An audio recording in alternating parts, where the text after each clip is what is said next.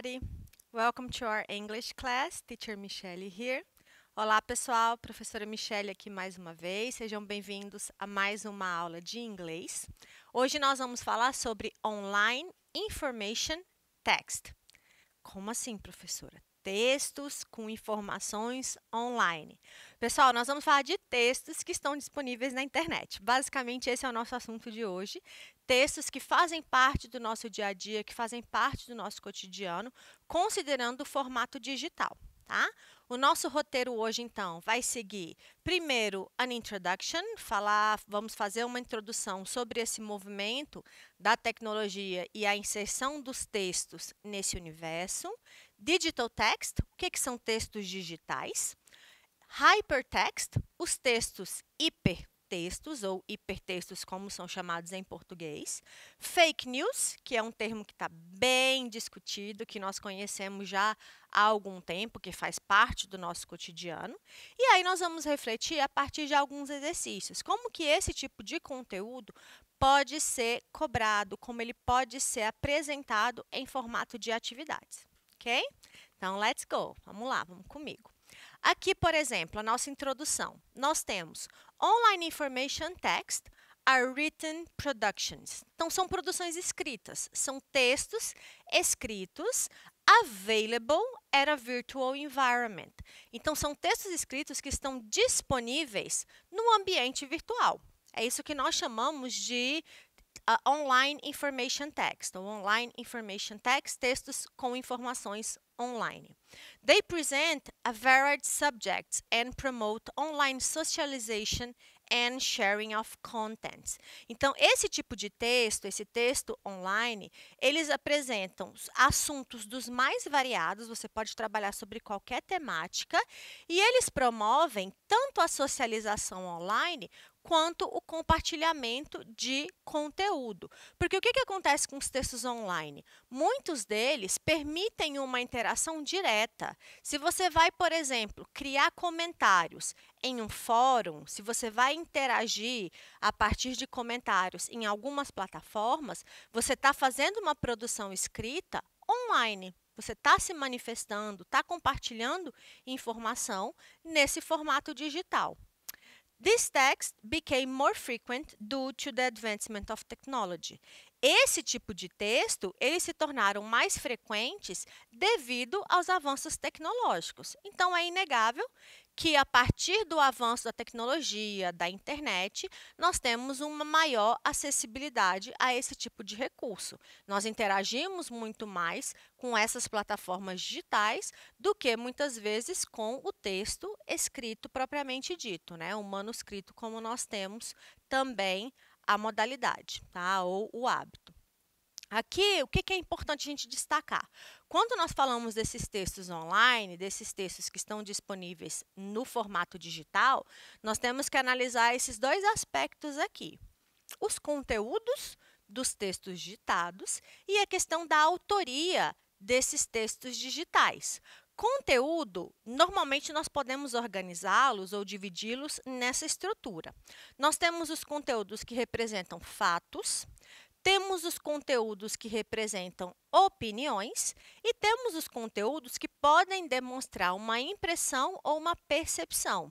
Ou seja, alguma coisa que ainda você não tem como um fato, mas você também não tem um embasamento necessário para opinar, né? Então, essas impressões ou percepções são ideias superficiais, conceitos superficiais em relação a determinado assunto. Bom?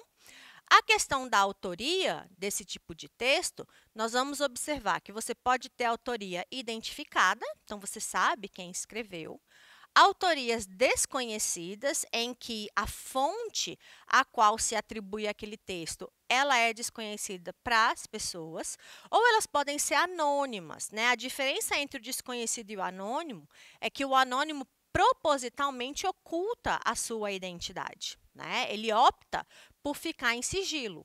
Já no caso do desconhecido, é porque realmente você não tem essa informação. Há um desconhecimento em relação àquela fonte. E por que é importante a gente analisar o conteúdo e a autoria? É isso daqui que vai demonstrar para nós a importância de você verificar e validar algum tipo de informação, né? Os textos digitais, pessoal, ou os textos com informações online, são textos compartilhados, são textos que nós passamos para frente. E ao fazer isso, ou que nós recebemos também, e ao fazer isso, é importante que nós façamos a verificação e a validação desse tipo de informação, considerando esses dois pontos, a autoria e o conteúdo. Tá? Textos digitais, digital text. Textos digitais, obviamente, são textos eletrônicos, né? Então, são textos que são produzidos em formato virtual. Eles representam uma nova forma de escrita, new ways of writing. Então, são textos que oferecem um novo tipo de registro. Tá? O que acontece? Quando nós trabalhamos com a ideia tradicional da escrita, nós temos diferentes tipos de texto, dissertativo, narrativo, injuntivo, explicativo, né? E nós temos também os gêneros textuais, a receita, o bilhete, o e-mail. Então, são vários formatos que podem ser utilizados. Com a questão da tecnologia avançando, nós temos formatos digitais que também foram surgindo e que hoje são produzidos pelas pessoas, pelos indivíduos. These texts are a response to a different communication situation. Então, esses tipos de textos, textos digitais, eles são uma resposta para situações diferentes de comunicação ou situações de comunicação diversas. Novas mídias, né, novos formatos tecnológicos e inovações tecnológicas que surgiram a partir da internet. Hoje em dia, a internet faz parte do nosso dia a dia. Nós só estamos trabalhando atualmente com a suspensão das aulas graças à questão da internet, a televisão, vários tipos de tecnologias diferenciadas, tá, que permitiu esse contato. Digital text may present non-written formats. Então, os textos digitais, eles podem representar os formatos escritos que nós já conhecemos, que são aqueles formatos conhecidos. Então, por exemplo, você pode ver uma notícia que normalmente você leria num jornal ou numa revista, você pode ver essa notícia em um site. Isso é uma transposição do formato manuscrito, do formato impresso, para o formato digital. Os blogs, que nada mais são do que os registros feitos a partir de diários, né, exposições de pessoas. Antes você tinha o diário, que era um registro pessoal, as receitas, que eram livros, agora você tem sites com receitas, os currículos, fóruns, que são plataformas de discussão. Então, todos esses textos, a gente já conhece ele em formatos impressos ou manuscritos, mas eles foram adaptados para o formato digital. Outros formatos são exclusivamente vindos do universo digital. Então, são textos que vêm dessa modalidade. São textos como, por exemplo, as mensagens instantâneas. A gente só começou a mandar mensagem de texto com a evolução da tecnologia, com a questão do celular. Nós só começamos a mandar tweets por causa da internet, porque aí nós temos uma plataforma, um site, um Twitter, e a partir dessa plataforma você faz tweets, que são aquelas mensagens curtinhas.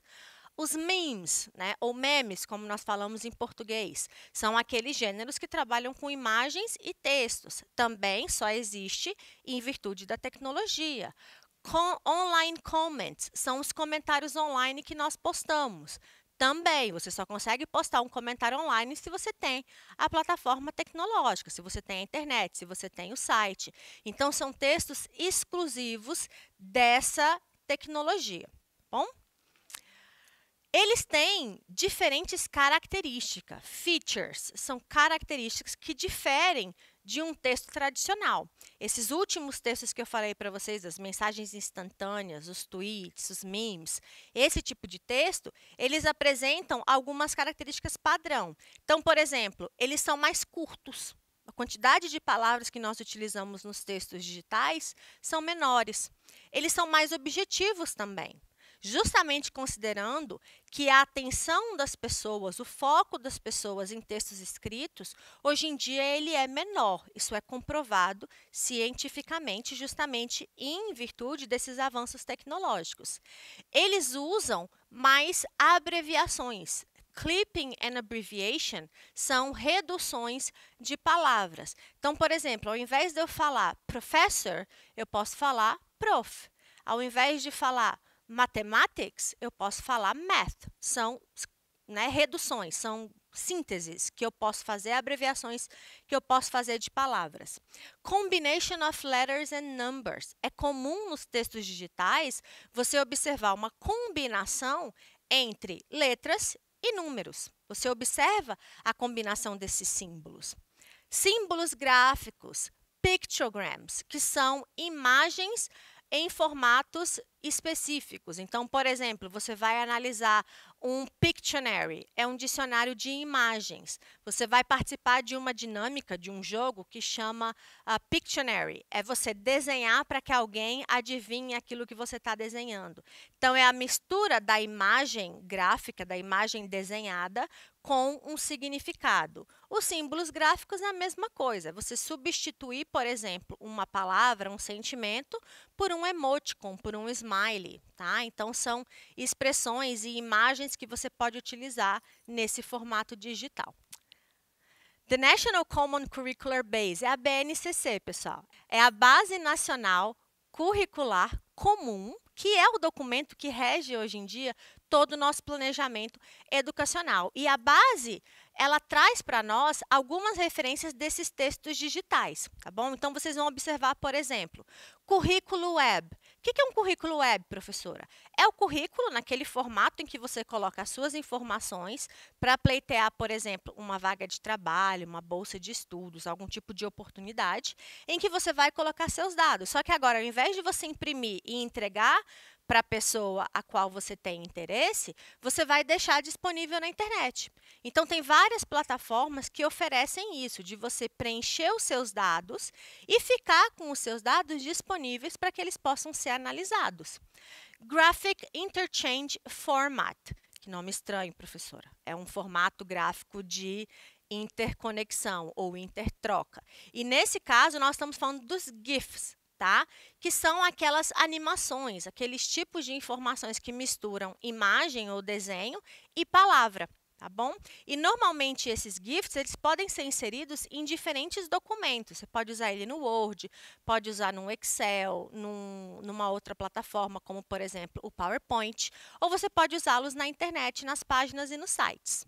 Fanfiction, ou mais comumente conhecido como fanfic, são aqueles perfis que você cria de personagens fictícios. Então, por exemplo, se você é fã de Harry Potter, se você é fã de Senhor dos Anéis, se você é fã de Star Wars, você consegue encontrar páginas da internet, várias páginas, que vão tratar da biografia dessas pessoas, que na verdade são personagens, são pessoas fictícias, né? E aí você vê toda uma criação de um perfil dessas pessoas, desses personagens. Isso são chamadas de fanfics. É uma plataforma que foi criada, é um tipo de texto que foi criado justamente para permitir que os fãs possam interagir com aquele objeto que eles gostam ou que eles idolatram. O vlog é uma evolução do blog. O que é o blog? O blog era um registro pessoal, registro que a pessoa fazia. O vlog continua sendo esse registro pessoal, só que agora é um registro em formato de vídeo, tá bom? Então, o vlog nada mais é do que um registro diário, né? Um diário que você faz em formato de vídeo. Então, a pessoa faz a gravação do que ela está sentindo, do que ela quer demonstrar, que sentimento que ela quer expressar. E a wiki é um tipo de texto em que você permite a interação entre outras pessoas. E, normalmente, são fontes de pesquisa sobre alguma coisa. O que a gente mais conhece é a Wikipedia. O Wikipédia é uma plataforma, uma enciclopédia online. E aí, o que é a característica desse texto? Pessoas podem alimentar, as pessoas contribuem com aquele site dando informações. Então, você vai acessar, por exemplo, a biografia de uma pessoa e essa pessoa faleceu hoje. Alguém vai inserir essa informação quanto ao falecimento dessa pessoa e vai estar lá disponível. São documentos que são atualizados, são textos que são atualizados constantemente. Bom? Os hipertextos nada mais são do que uma modalidade dos textos digitais.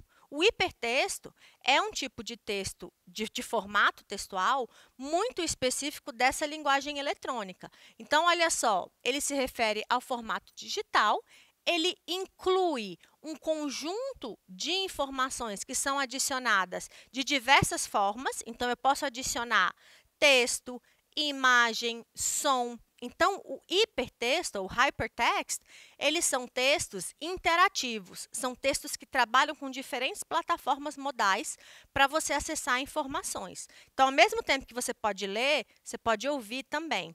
Tá? Então, é um exemplo. Essas informações são acessadas através de hyperlinks, que são os hiperlinks. Quando você clica, ele te leva para algum lugar, ou os próprios links, né, que a gente já conhece.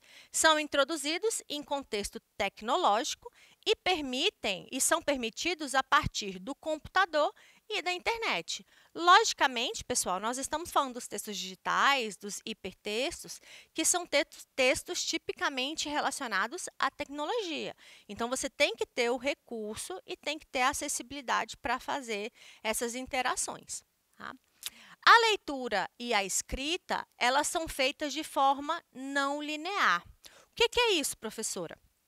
Quando eu falo num texto tradicional, um texto impresso, a minha leitura ela é linear. Né? Eu vou lendo linha por linha, eu vou fazendo aquela padronização sempre da esquerda para a direita. Tá? Quando eu trabalho com um texto digital, o hipertexto, a minha leitura ela é dinâmica. Eu começo lá, aí eu vou na barra de rolagem, eu vou para o final, eu consigo procurar onde é que tem uma imagem. Então, é uma leitura não linear, ela não segue um padrão. Tá? Os textos digitais estão disponíveis em internet, eles oferecem várias alternativas e interações e eles têm esse tipo de característica. Você pode acessar por links, você pode ler textos, você pode ouvir áudios, pode analisar imagens. Então, são textos específicos. Olha um exemplo aqui, ó, que a gente já conhece. Tudo isso que está em azulzinho é um hipertexto. Tá? Compõe um hipertexto. É um link que, quando você clica, ele te direciona para algum lugar. As fake news, pessoal, fake news todo mundo já sabe, são notícias falsas. Tá? Fake news são informações inventadas ou disseminadas por alguém, se tornou muito famoso, começou a fazer parte do nosso contexto a partir de 2016, com a eleição do Donald Trump, que foi a primeira eleição, que foi bastante tumultuada e que gerou uma série de alegações sobre notícias falsas em relação àquele processo eleitoral. E essas notícias falsas, elas se tornam facilmente virais, ou seja, elas são disseminadas muito rapidamente através das mídias sociais. Tá? A criação dela segue várias razões. Então, você pode ter para atrair a atenção, né, que é para ganhar, para ter lucro, questão comercial. Pode ser para você reforçar uma linha de pensamento, para você promover discurso de ódio, também existe essa modalidade. Ou pode ser com o intuito destrutivo, que está relacionado ao discurso de ódio para denegrir uma reputação ou desacreditar uma pessoa. Bom, então, as fake news, exemplos muito comuns que a gente vê é a divulgação, por exemplo, da morte de alguém.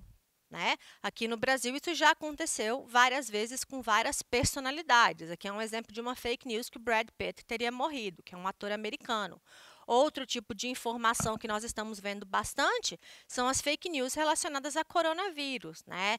Supostos tratamentos, medidas que você pode tomar que evitariam um contágio. Então, são notícias falsas que não têm embasamento no fato, na questão científica. Tá?